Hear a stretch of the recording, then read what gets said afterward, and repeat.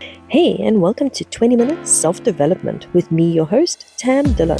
This podcast is all about focused, effective self development, specifically for healing practitioners, space holders, and intuitives who want to do the work behind the work. In each episode, I'll introduce you to a key concept, reflection, or tool that's designed to strengthen your inner capacity and support the integrity of your practice.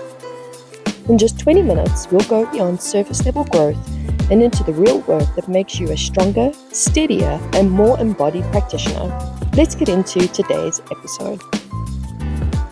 Welcome to this week's episode.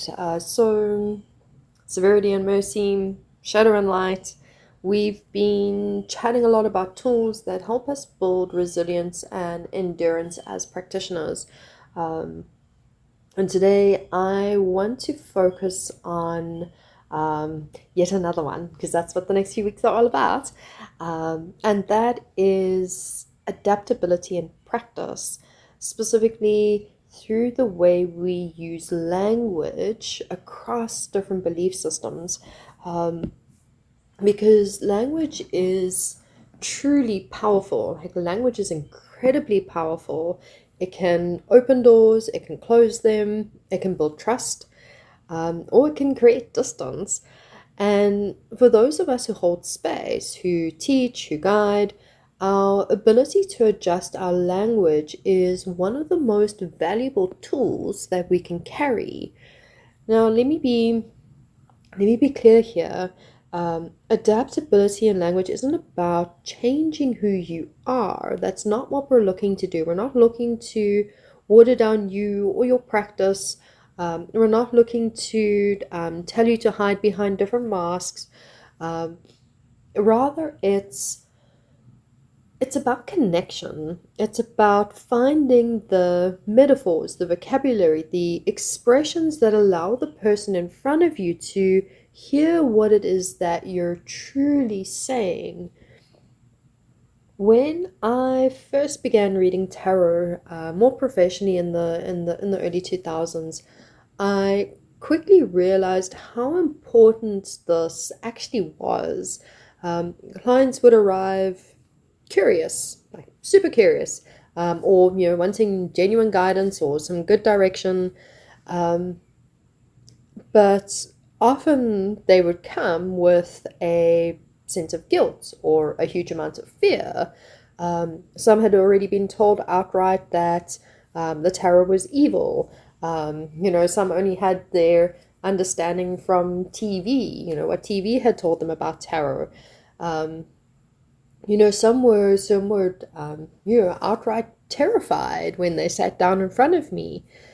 And if I'd gone straight into esoteric language about archetypes and symbolism and divination, they would have just shut down on me. They would have been like, nope, thanks, but no thanks. So instead, I learned to adapt. With one client, I'd frame tarot as a reflective tool, a mirror that they could use to see themselves more clearly.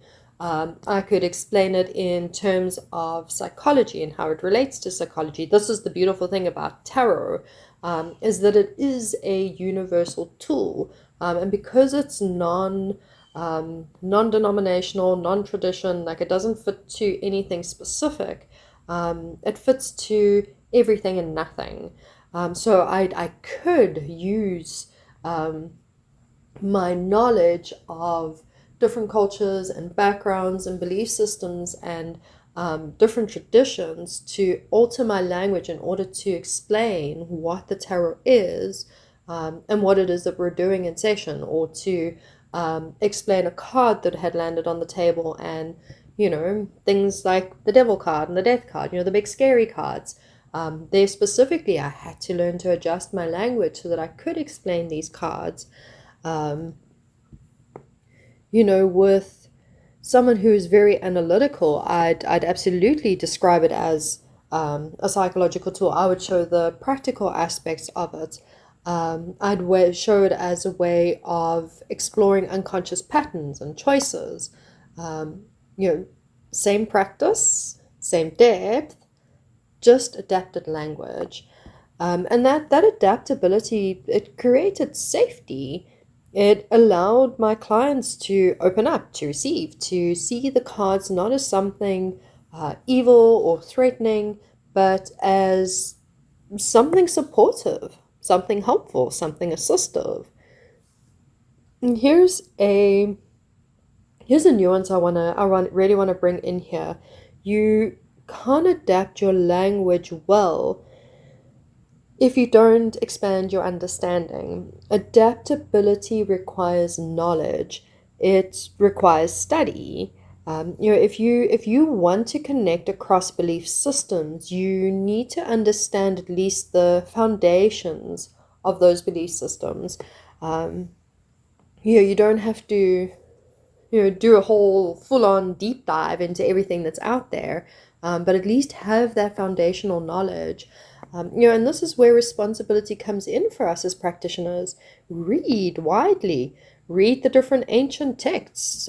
Read the Torah. Read the Bible in its different translations. Read the Quran. Read the Bhagavad Gita. Read the Upanishads. Learn the teachings of the Buddha. And not just the surface level quotes that get shared on social media, okay? Like go and learn the core philosophies. As well as the variations of those teachings as they've evolved across different traditions. Study yogic philosophy, learn about witchcraft, learn about the differences between Wicca, paganism, and traditional craft.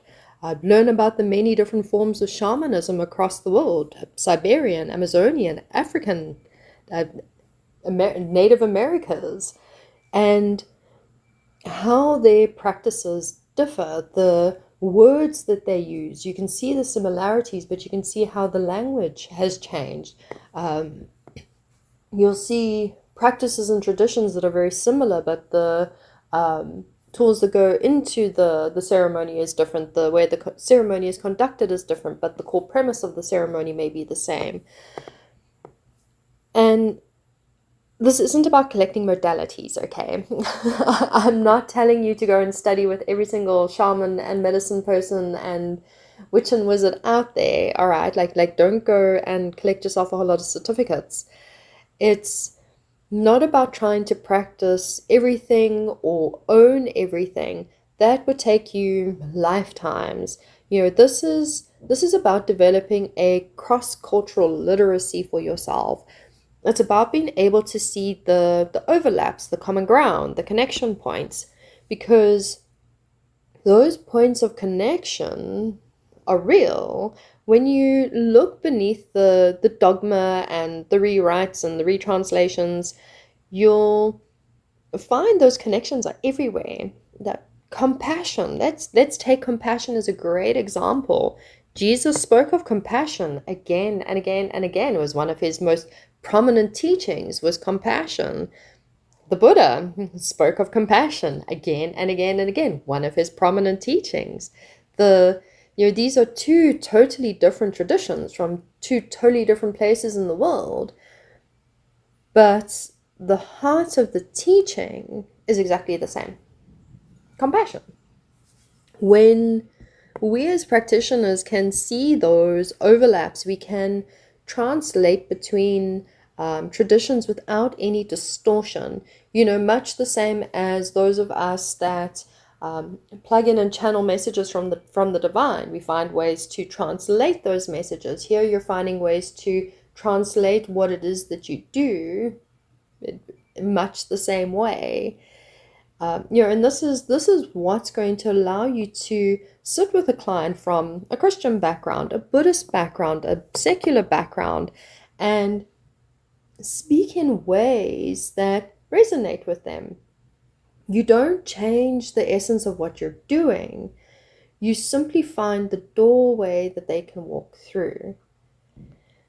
Carl Jung modeled this really, really well in the modern era. He took archetypal forces and translated them into psychological language, into a way that the Western world could understand universal commonalities, shadow, persona, like collective consciousness, concepts that mystics and ancient cultures have known about for centuries, and suddenly these have become accessible to the modern mind. That is the power of adaptability. And adaptability it's also about responsibility in the present moment. Right now we're living in a world where misunderstanding and suspicion of spiritual practices absolutely still exists. We have laws in the US and the UK that still diminish practices like tarot divination. Some places that's criminal to charge to read tarot. Like that still blows my mind. Like we're in 2025, and I could be charged as a criminal for charging people to flip some cards. So like these things still exist. This misunderstanding and suppression of practices and traditions.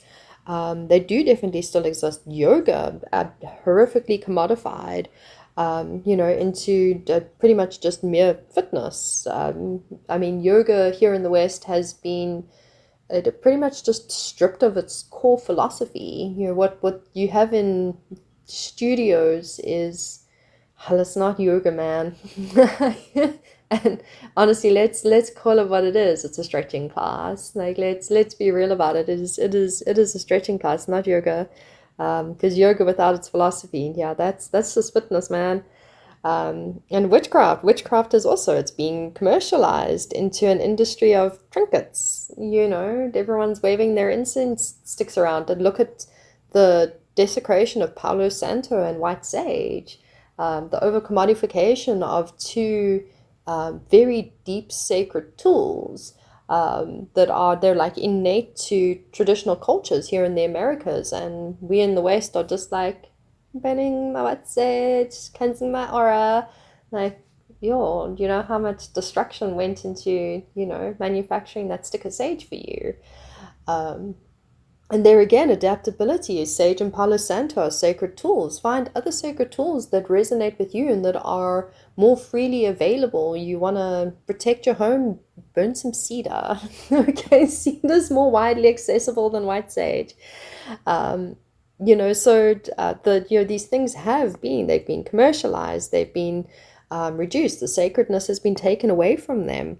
And in that kind of environment, it becomes even more important to be able to explain the sacred work that we do, the sacredness of these tools. We need to educate about, why you shouldn't choose white sage or Palo Santo, and why you should perhaps pick something else that is more sustainable, that is more respectful.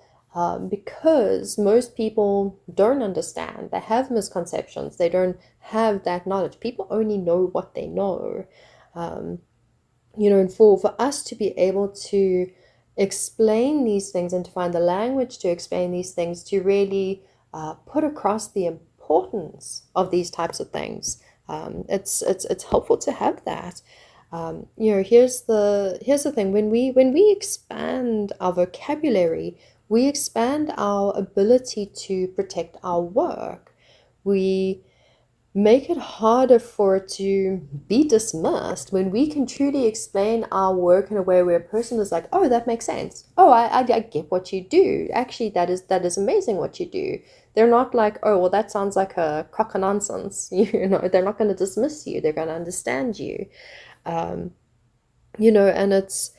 it's harder for you to be misunderstood, and you also expand your ability to really genuinely meet the people who come to you, because people will come to you with shadows shaped by their culture, their religion, their worldview, their backgrounds. And if you can speak in their language, you can reach that shadow with a whole lot more clarity and compassion. Adaptability in language is resilience in action. It's one of the reasons spiritual traditions have survived centuries of oppression, because we've adapted in our language. Healers and medicine people, they knew how to adjust. They knew how to translate. They knew how to cloak and reveal depending on what was safe and what was needed. That adaptability kept their teachings alive. So here's what I want you to really take away from today's episode. Make adaptability in language part of your practice. Like, really do this for yourself. It will make you so much more proficient at being a space holder. It'll make you more accessible as a space holder. Expand your knowledge, learn across traditions, not to appropriate, not to practice what isn't yours, but to understand, to respect, and to find those connection points. Practice explaining your work in different ways. Talk about it as reflection, talk about it as guidance, talk as psychology, as prayer. Notice what lands with different people, because this is one of the ways that we truly keep our practices alive. This is one of the ways that we keep our work sacred, by ensuring they can be heard, they can be understood, and they can be respected across multiple belief systems. And if you want to deepen this is exactly the type of work that I do in my mentoring sessions. This is exactly the type of stuff that I help you with. I work with practitioners who want to expand this type of skill set for themselves, those who want to adapt their language, and those who want to protect the sacredness of what they do while still making it accessible to the multitude of people that they serve. And if that's you, I would absolutely love to work with you. Thanks for joining me for this week's episode of 20-Minute Self-Development. If today's reflections were helpful, make sure to subscribe so you don't miss next week's episode, where we'll explore another tool or principle to support you in doing your own work as a healing practitioner. If you're looking for deeper support, my practitioner mentoring sessions are designed to help you refine your presence, integrate your self-work, and build a practice that's both ethical and sustainable. You can also visit the Tam Dillon Academy to explore all current programs and resources built specifically for space holders like you. Until next time, keep showing up for your own work, and remember, real growth is built on consistency, integrity, and self-responsibility.